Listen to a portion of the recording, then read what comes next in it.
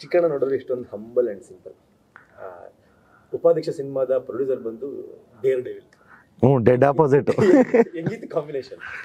ಇಲ್ಲ, ಅವ್ರು ನಮ್ಮ ಜೊತೆ ಆರಾಮಾಗೆ ಇರ್ತಾರೆ. ಆಮೇಲೆ ಬೇರೆ ಏನು ಮಾತಾಡೋದು ಇಲ್ಲ, ಕೆಲಸ ಎಷ್ಟಿದೆ ಅಷ್ಟು. ಇನ್ನು ಅದು ಬಿಟ್ಟು ಪರ್ಸ್ನಲ್ಲಾಗಿ ಮಾತಾಡಿದ್ರೆ ಆರಾಮಾಗಿ ಇರ್ತಾರೆ. ಸೊ ಸಿನಿಮಾದಲ್ಲಿ ಪರ್ಸ್ನಲ್ಲಾಗಿ ಬೇರೆ ಬೇರೆ ಕ್ಯಾರೆಕ್ಟರ್ಗಳು, ಬಟ್ ಸಿನಿಮಾ ಅಂತ ಬಂದರೆ ಇಬ್ಬರು ಒಂದೇ.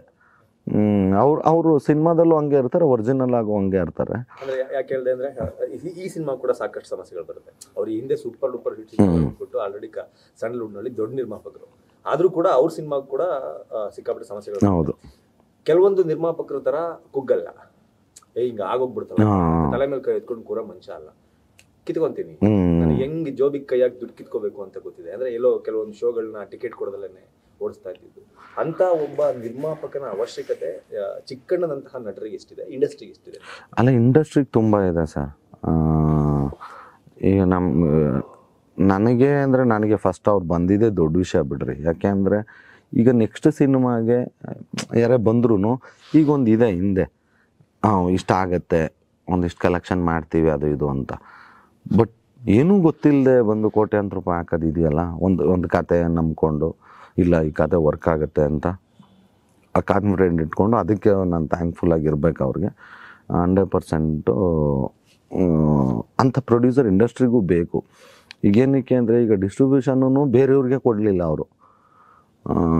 ಕೇಳಿದ್ರು ನಮ್ಮದನ್ನು, NRA ಅಂತಾರೆ, ನಾನ್ ರಿಫಂಡಬಲ್ ಅಮೌಂಟ್ ಅಂತ.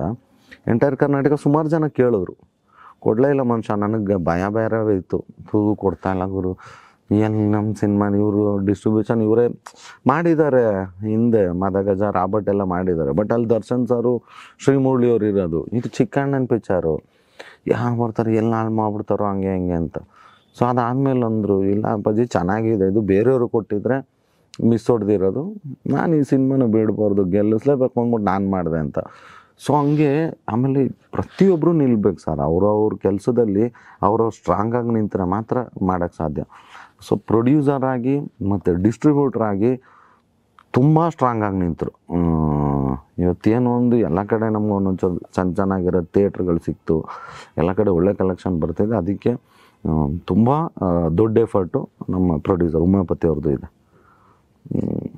ಇನ್ನು ದರ್ಶನ್ ಸರ್ ಈ ಚಿತ್ರದ ಬಗ್ಗೆ ತಗೊಂಡಂತಹ ಕಾಳಜಿ, ನಿಮ್ಮ ಮೇಲೆ ತಗೊಂಡಂತಹ ಕಾಳಜಿ, ಕಾಂಟ್ರವರ್ಷಿಯಲ್ ಸಿಚುವೇಶನ್ನಲ್ಲಿ ಕೂಡ ನಿಮ್ಮ ಸಿನಿಮಾನೂ ಮರೀಲಿಲ್ಲ, ನಿಮ್ಮನ್ನು ಮರೀಲಿಲ್ಲ.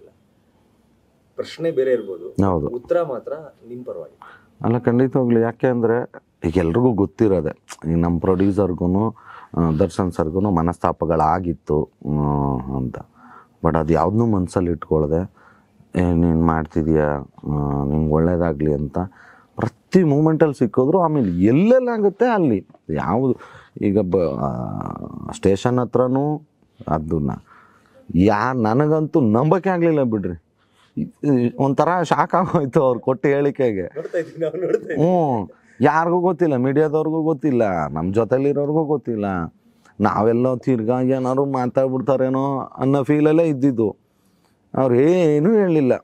26ಕ್ಕೆ ಚಿಕ್ಕಣ್ಣನ ಸಿನಿಮಾ ಬರ್ತಿದೆ, ಸಪೋರ್ಟ್ ಮಾಡಿ ಅಂತಂದರು. ಅದೊಂದೇ ಕಡೆ ಅಂತಲ್ಲ, ಅವ್ರ ಸಿನಿಮಾ ಈವೆಂಟ್ಗಳಲ್ಲಿ ಮತ್ತು ಕೈವಾ ಈವೆಂಟಲ್ಲಿ, ಬ್ಯಾಡ್ ಮ್ಯಾನರ್ಸು ಸಿನಿಮಾ ಇದರಲ್ಲಿ ಪ್ರಮೋಷನಲ್ಲಿ, ಎಲ್ಲ ಕಡೆ ಎಲ್ಲೆಲ್ಲ ಆಗುತ್ತೆ ಅಲ್ಲಿ ಮ್ಯಾಕ್ಸಿಮಮ್ ನಿಂತರು ಬಿಡ್ರಿ. 100%. ನಂಗೆ ಗೊತ್ತಿಲ್ಲ ಅವ್ರ ಸಿನಿಮಾಗೆ ಅಷ್ಟು ಕಡೆ ಹೇಳೋರೋ ಇಲ್ವೋ, ಮೇ ಬಿ ಕಾಟೇರಾಗೆ ಹೇಳಿಲ್ಲ ಅನ್ಕೊತೀನಿ ಅವರು. ಎಲ್ಲ ಒಂದು 2-3 ಕಡೆ ಮಾತಾಡಿರ್ಬೇಕು ಅಷ್ಟೇ. ಬಟ್ ನನ್ನ ಸಿನಿಮಾ ಬಗ್ಗೆ ಮಾತಾಡಿದಷ್ಟು ನಂಗೆ ಗೊತ್ತಿರೋಂಗೆ ಕಾಟೇರ ಬಗ್ಗೆ ಮಾತಾಡಿಲ್ಲ ದರ್ಶನ್ ಸರ್. ಸೊ ಹಂಗಾಗಿ ಏನಂದರೆ ಅಯ್ಯಯ್ಯೋ ಸುಮ್ಮನೆ ತಮಾಷೆಗೆ ಅವ್ರು ಹಂಗೆ ತಮಾಷೆಗೆ ಹೇಳ್ತಾರೆ ಅವರು. ಏನಂದರೆ ಒಂದು ಹಂಗೆ ಸ್ಟಾರ್ಸ್ಗಳದ್ದು ಸಪೋರ್ಟು ಏನಾಗತ್ತೆ ಸಿಕ್ಕಿದಾಗ ಏನು ಪ್ಲಸ್ ಆಗುತ್ತೆ ಅಂದರೆ, ಜನ ಅವರನ್ನು ಫಾಲೋ ಮಾಡ್ತಿರ್ತಾರೆ. ಯಾಕೆಂದರೆ ಆ ಲೆವೆಲ್ಗೆ ಜನರ ಮನಸ್ಸಲ್ಲಿ ಕೂತಿರ್ತಾರೆ. ಅವ್ರು ಏನಾದರೂ ಚಿಕ್ಕದು ಮಾತಾಡಿದ್ರು ಇಮ್ಮಿಡಿಯೇಟು ಜನಕ್ಕೆ ರೀಚ್ ಆಗ್ಬಿಡುತ್ತೆ. ಯಾಕೆಂದ್ರೆ ಅವ್ರನ್ನ ಫಾಲೋ ಅಂಥವ್ರು ಹಿಂಗೆ ಸಿನಿಮಾಗಳಿಗೆ ಸಪೋರ್ಟ್ ಮಾಡಿದಾಗ ನಮ್ಮ ಸಿನಿಮಾ ಜನಕ್ಕೆ ಬೇಗ ಹತ್ರ ಆಗ್ತೀವಿ. ಇಲ್ಲ, ದರ್ಶನ್ ಸರ್ ಮಾಡಿದ್ದು ಸಹಾಯಕ್ಕೆ ಎಷ್ಟು ಥ್ಯಾಂಕ್ಸ್ ಹೇಳಿದ್ರು ಸಾಲದು ಬಿಡ್ರಿ.